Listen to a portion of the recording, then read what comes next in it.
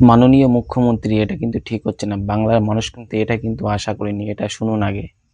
আমি প্রাক্তন মেয়র এবং বিধায়ক ফিরহাদ হাকিম, দক্ষিণ কলকাতার মাননীয় সাংসদ, বিদায়ী বোর্ডের চেয়ারপারসন, কাউন্সিলর মাননীয় শ্রীমতী মালা রায় মহোদয় রয়েছেন, তাকেও আমি যথাযথ সম্মান জানাবো। বলছি দাদা, আপনাকে একটা ছোট্ট একটা ইতিহাস মনে করিয়ে দিই। অতীতের কিছু হিন্দু রাজা, তারা খুব শক্তিশালী ছিল, কিন্তু তারা তাদের শত্রুকে ক্ষমা এবং দয়াশালী করতে গিয়ে তারা তাদের রাজ্য হারিয়েছিল।